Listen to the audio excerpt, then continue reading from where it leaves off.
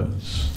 Jivarasrupahoy Krishnara Nityadas. That's our real identity. And as far as this universe is concerned, it's not a cosmic accident. It has a purpose.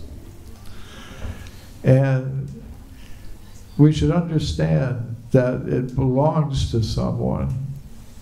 Then we'll use things in a different way. You know, for example, if I'm staying in my friend's house, and there's so much stuff in my friend's house, if I start using it like it belongs to me, taking everything, the jewelry, my friend's not going to be very happy with me.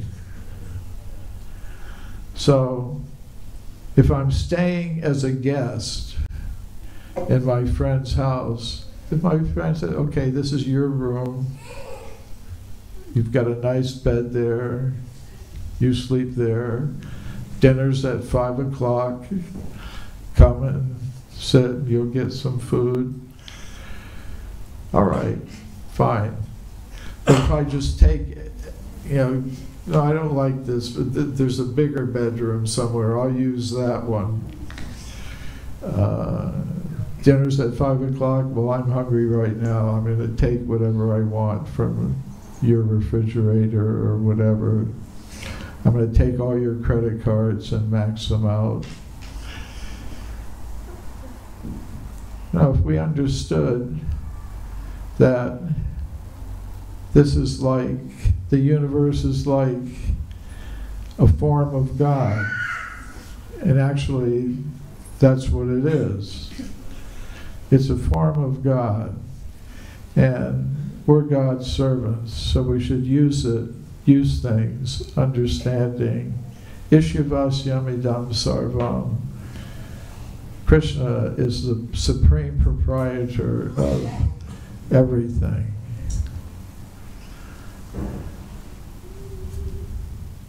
So,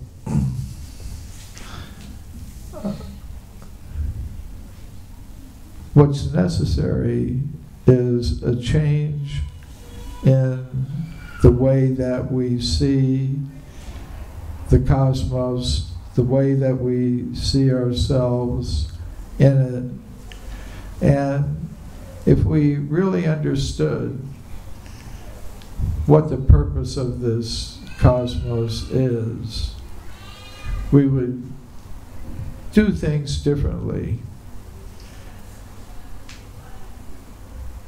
The cosmos, the universe, and actually there are many universes according to the Vedic cosmology, not just one, but Mahavishnu lying in the causal ocean is producing millions of universes as he breathes out. And as he breathes in, the universes come back into him. And then they come out again when he breathes out. And we are existing on one planet within one of those universes. But why are we here? We're here to learn a lesson, to educate ourselves, because this material universe, the whole material cosmos, is only one tiny part of the whole reality, which includes the spiritual reality of the spiritual world, where there are unlimited Vaikuntha planets, spiritual planets, inhabited by Krishna's associates. And among those planets, the topmost one is Goloka Vrindavan.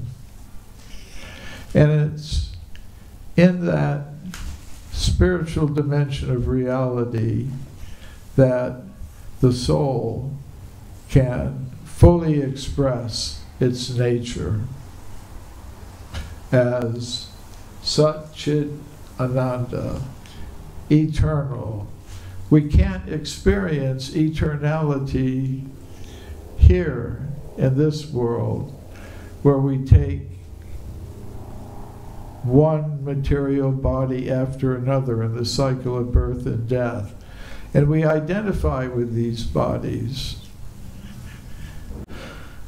So in that condition, we can never express or feel or experience our real nature, which is eternal. And neither can we experience our nature as being full of knowledge. Here we're limited in so many ways in terms of our knowledge. What are we getting knowledge from? Social media, governments, school systems. We never have enough, and whatever we get, we can't really be sure of. But there is a place where we can experience being full of knowledge. And knowledge means also abilities, like knowledge of, like maybe we want to know how, be a musician, play the guitar or something. Well, we're limited in so many ways into how much knowledge we can acquire and how many abilities we can manifest. And then Ananda, Sat Chit Ananda, eternality, knowledge, and bliss. We're all looking for pleasure, but in the material world, whatever pleasure we can find is inevitably mixed with all kinds of miseries. So we never get to experience the ocean of pleasure that is our natural birthright, you could say, not birthright exactly, but eternal right. Everybody's looking for the perfect relationship. It won't be found here. But the soul can experience its perfect relationship with Krishna in one of the kinds of loving relationships that it's possible to experience with him. So, why aren't we there? What are we doing here?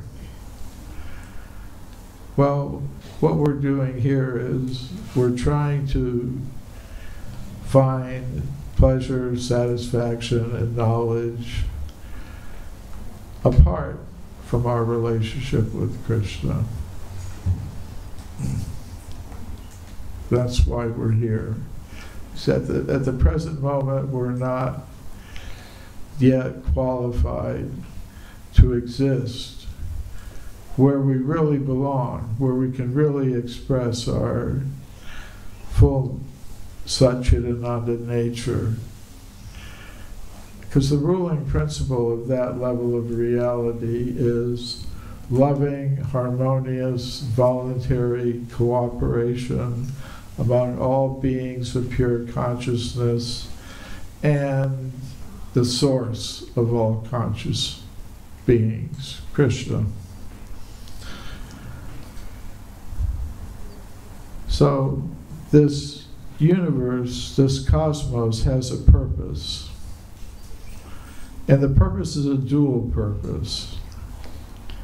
It's to offer us the opportunity, if we want to keep pursuing it, to try to dominate, control, exploit other living entities and the resources of material nature in competition with others, individually and collectively.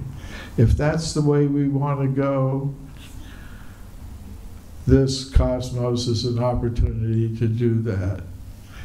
But it's also an opportunity to qualify ourselves, to educate ourselves, to enter that spiritual domain of reality where our desires that we have can really be fulfilled, where we can fully express our nature.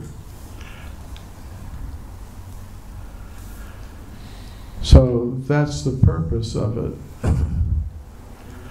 It's to offer us that opportunity.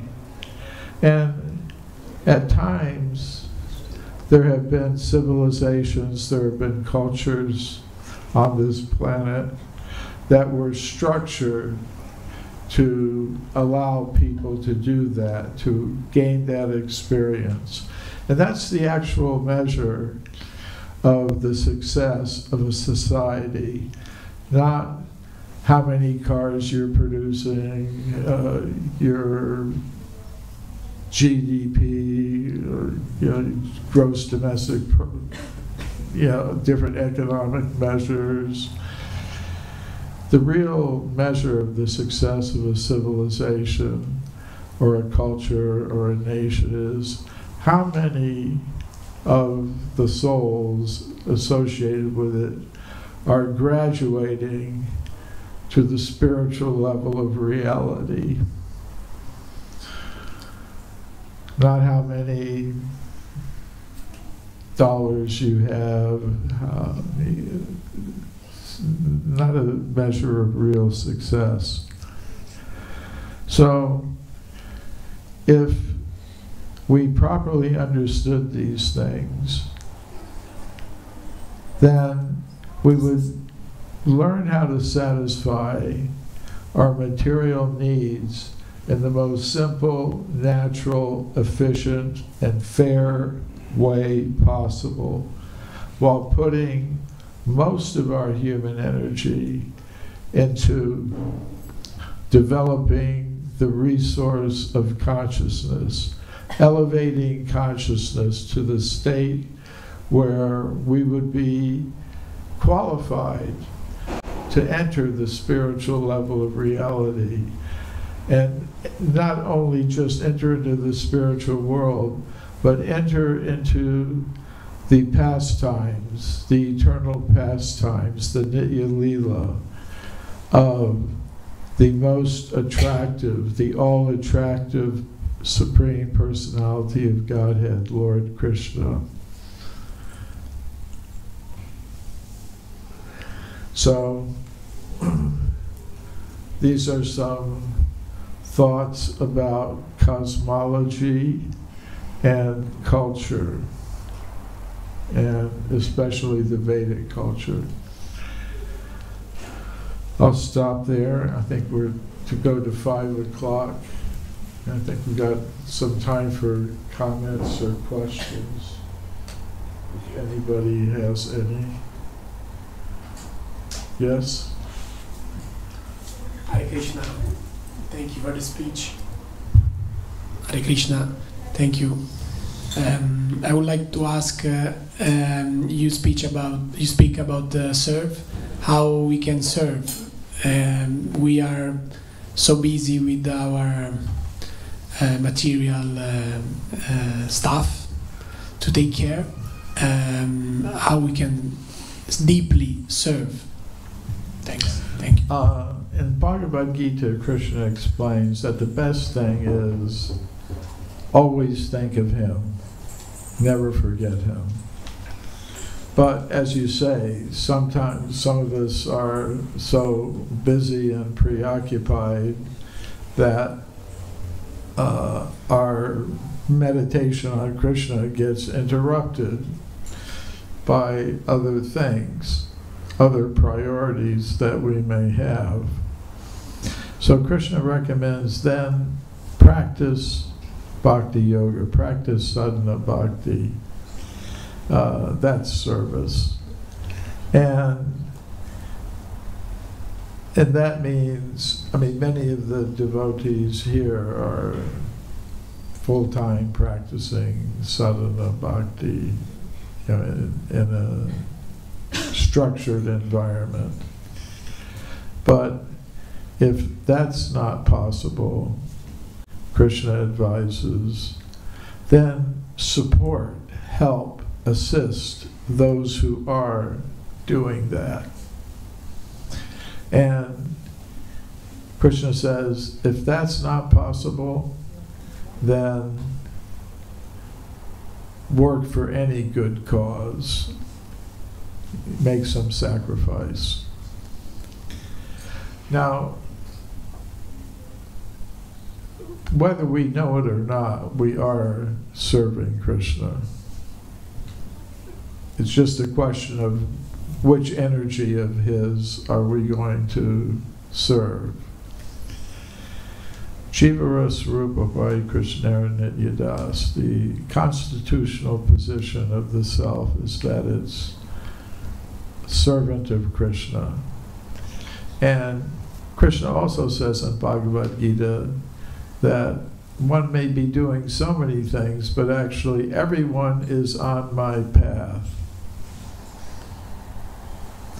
So we are going to have opportunities to either serve Krishna under his spiritual potency, Yoga Maya, or another way we're going to be serving Krishna if we choose not to serve through his Yoga Maya potency, his spiritual potency, is through his material potency, but that's his potency as well. So, one thing to keep in mind is that a principle of devotional service is that one should use one's talent or ability in the service of Krishna, if that's at all possible. So, like I had some talent, not much, but a little bit, in writing and researching and doing things like that. So somehow or other, I was able to engage those talents under the guidance of spiritual authorities in Krishna's service. So someone may have some talent as an artist, as a musician, as an administrator. There are so many talents and abilities that people have. And if they can use those talents and abilities in the service of Krishna to whatever extent they can, under the guidance of more advanced devotees, then that can be done. And if that's not possible, if one has to do some other work, then one can use the results of one's work to help those and assist those who aren't. So what you're doing now is service to Krishna. You're involved in hearing and chanting about the teachings of the Bhagavad Gita. You know, you're present in the association of devotees. That's service. You're seeing the form of Krishna in his deity form. That's service. So what you're doing right now is service. Question is just increase it as much as possible. You're already doing service, so just increase. Yes. Thank you very much for a beautiful lecture. I would like to ask that, according to the law of nature, always those people are in power, in charge, who have the best karma. They did pious activity in the past, and now they are in position, so they are leading the world. So how is it possible that now these people want to destroy everything? So what's going wrong on the path? It's not always the best people that wind up as leaders in human society. Like we see so many descriptions in the Srimad Bhagavatam of how sometimes someone can acquire power by austerity and by, you know, in other words, it's not that the people who do the best mode of goodness kinds of activities or pious activities become the controllers. It may be that someone, by performing very severe austerities, gets some power. Like, there are so many accounts in the Srimad Bhagavatam of personalities who become very powerful, like Bali Maharaj, Hiranyaksha, Hiranyakashipu, others, by performing severe austerities. And we see many times in the histories in the Bhagavatam that the demons conquer the demigods, drive them out of their positions. Of course, ultimately, Krishna is in charge and he makes adjustments.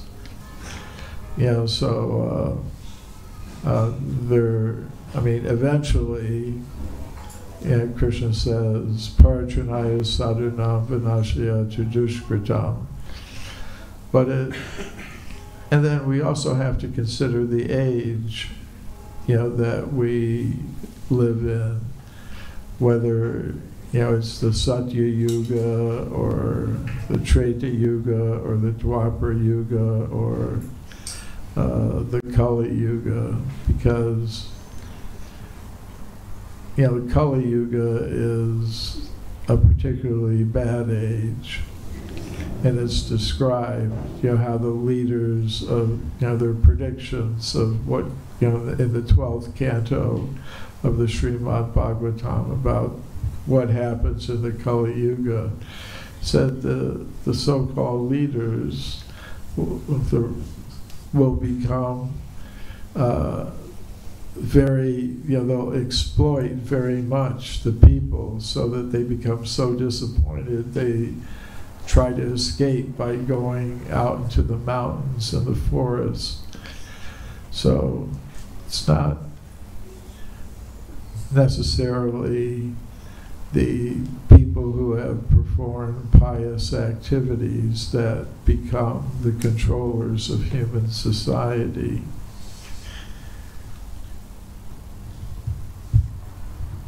Okay, so it's 5 o'clock. According to the schedule, you move on to other things now. And thank you very much. Hare Krishna.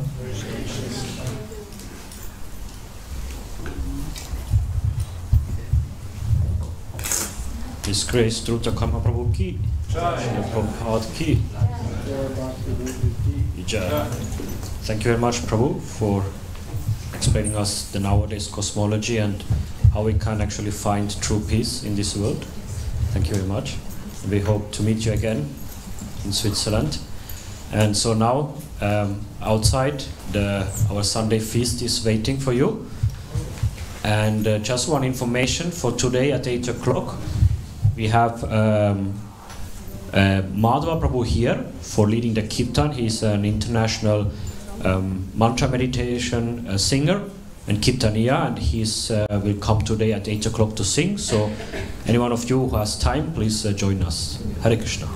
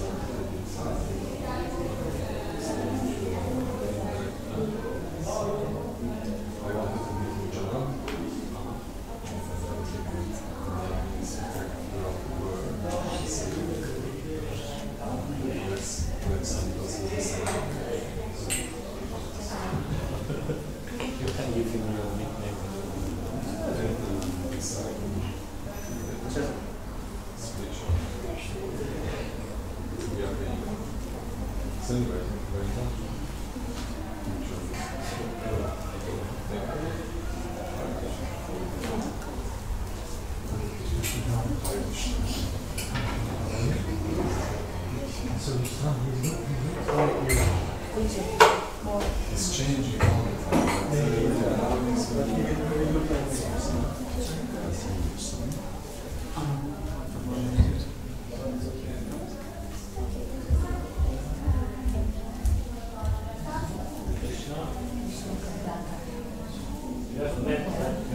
Yes, Lucas. Sorry. I just arrived 1 month ago. Now I'm 3.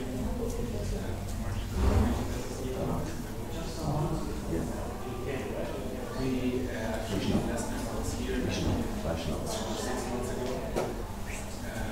We have I moved to Zurich and I came last Saturday.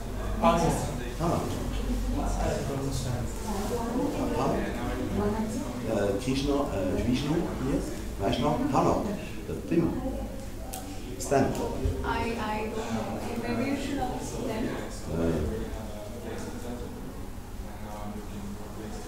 Yeah. You can ask regarding illusion. Oh, I know what is it, but I don't know the word. I think it's Hanok. Hanok. The sign here, the Vaishnava sign. Do you want Painting, the painting. How is the how do what's the name for this painting? Tanok.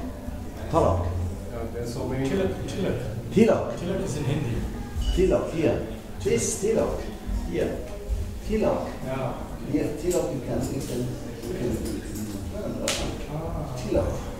It's like Like a clock. yeah. This one is static. This is dynamic. This is the static side. This is the dynamic side. Okay.